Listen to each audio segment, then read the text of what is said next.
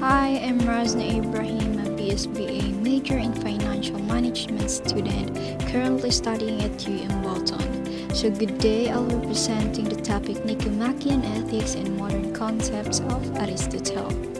So first, what is Nicomachean Ethics? So Nicomachean Ethics is a philosophical inquiry into the nature of the good life for a human being. It is emphasized what is truly virtuous and what is mistakenly thought to be so. So according to Aristotle, there are four requirements of virtue. First, prudence. A person will know what she or he doing. Second one, justice. A person intend action for its own sake. The third one, temperance. A person take pleasure in it. The fourth, courage. A person do it with certainty and firmness. So Aristotle said that possessing this virtue makes a person good, happy, and flourishing. And according to Aristotle, there are three types of virtue. First, continent. It is a person who does virtuous action but grudgingly. Second, incontinent. It is a person who knows what is right but can't bring themselves to do it. The third one, base person, is a person who does not even know what is right. So,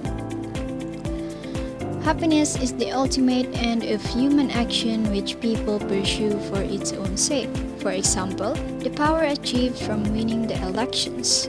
So, good life is more than a countless expressions of what is good, characterized by happiness that springs from living and doing well.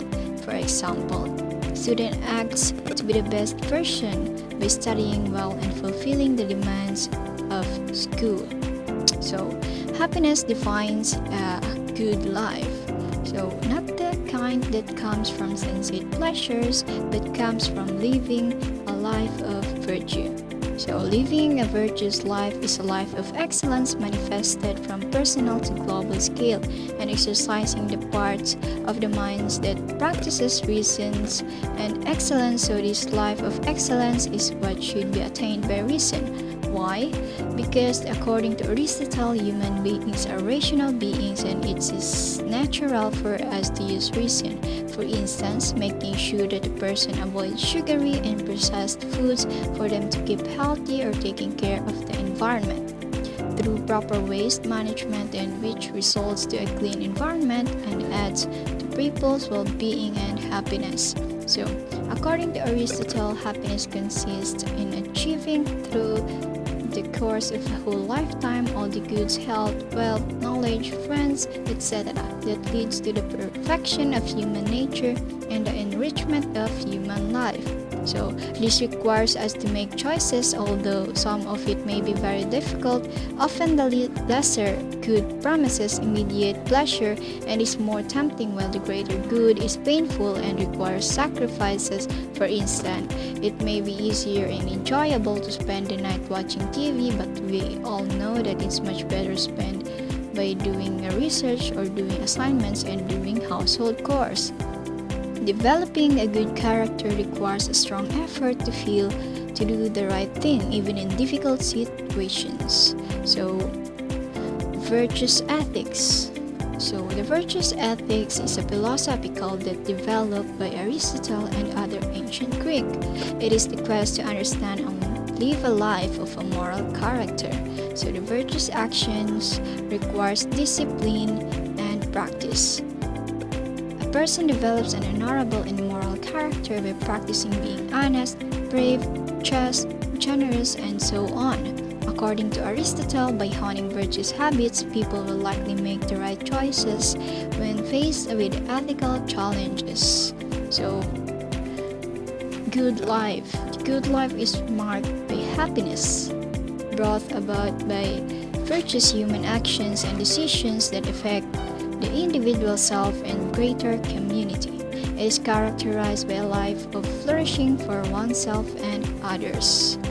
So, virtue is a moral excellence. A virtue is a trait or quality that is deemed to be morally good and thus is valued as the foundation of principle and good moral being. So, virtue plays a significant role in the living and the attainment of the good life. It is the constant practice of the good, no matter how difficult the circumstances may be. It is the excellence of character that empowers one to do and be good.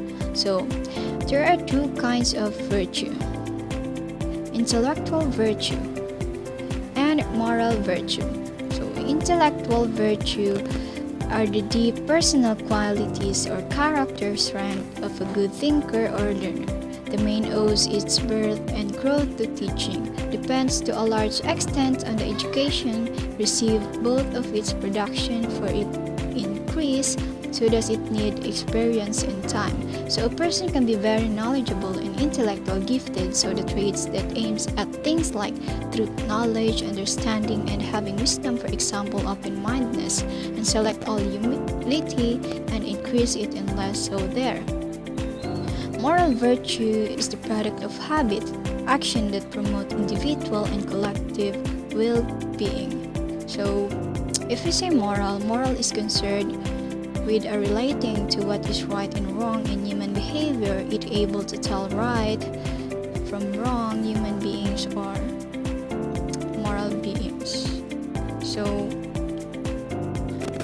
morality is a living set of ideas. As a society, our ethics and morals have not changed. They have instead evolved to reflect the current views of society.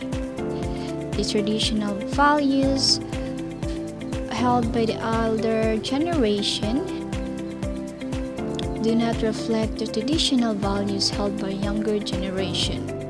The modern nation of morality is primarily focused on the interests of other people and the idea of deontological constraints. So, modern morality. Bioethics is affected by changes in moral because bioethics, like morals, revolves around changes viewpoints. So the origin of bioethics is traced back in 1803 when Thomas first mentioned in reference to medical ethics the number code in 1947, and the Declaration of Helsinki in 1964 set ethical guidelines for researchers and scientists. The guidelines have evolved throughout the years to include stricter language regarding the research. So, these changes equal society emerging views on moral despite the expanding views on morality in the medical, animal, and environmental ethics. The foundation of bioethics remains the same. So, in 1983, and Childress outlined the four principles of bioethics. The principles consist of autonomy or informed consent, justice, beneficence, and non-maleficence. The four principles include the three principles found in development report, but also the idea of non-maleficence. So, when developing new interpretation of moral and how they relate to the four principles, it's necessary to look at society current moral trends, such as women's, minorities, and even LGBTQ. Issues have changed and continue to change as society moves away from biblical rules and past societal definitions that restrains those rules. So, the rapid change in technology and biomedical research advanced the perspective of how a person fits into society. Many people no longer see themselves as part of the greater good, but instead as individuals working towards a greater goal. So, there are two main moral theories of modern virtue. First is Kantianism, or Kant's deontological ethics. Second, utilitarianism. So, both theories have been adapted and modified by many scholars in recent history in order to make them more compatible with the latest demands in ethical reasoning and decision making by meeting the objections raised by modern virtual ethics. So, Kant's deontological ethics is deontological in the sense that one has to obey the duties and obligations which derive from his supreme principle of morality, that is the categorical imperative. Act only according to that maxim whereby you can at the same time well that it should become a universal law. So the categorical is a test of maxim which is to determine whether certain acts have moral worth or not. A maxim is an individual subjective principle of rule of the will, which tell the individual what to do in each situation. So, if the maxim can be universalized, then it is valid that one must act upon it. A maxim cannot be universalized when it faces two severe instances. So, the case of logical inconsistency, the example of suicide, which is against the perfect duty. So, the case of impossibility to will the maxim to be universalized, failing to cultivate one's talents, which is against the imperfect duty. Perfect duty are mostly described as negative duties, while imperfect duty are described as a duty that one needs to do. So, Kant deontological ethic. Kant ethics is universal in the sense that the system of moral duties and obligations points at all rational beings or not only human beings.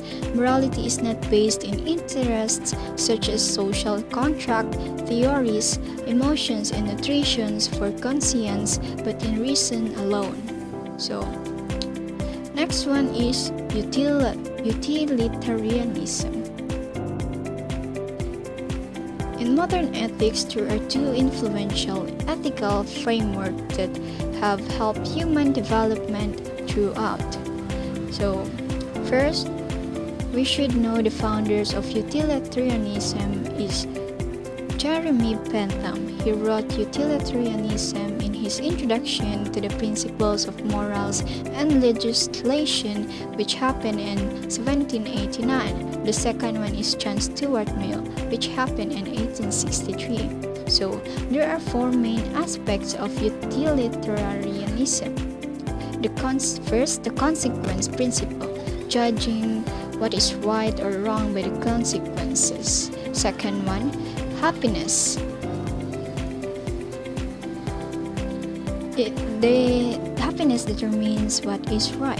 Identifiers of happiness are pleasure, avoidance pain, fulfillment of desires, considering preferences, meeting some objectives. So the third one is greatest happiness principle. The greatest happiness principle are the greatest happiness for the greatest number. So the last one is maximizing. Maximizing is a certain action must be done that should be the most utility in a certain scenario. So, as we talk about this topic, I realized that the progress of science and technology is the path for a good life. Ethics and morality are important for these developments, as these guidelines will help us keep away from the dangers science and technology may bring us. That's all. Thank you for listening.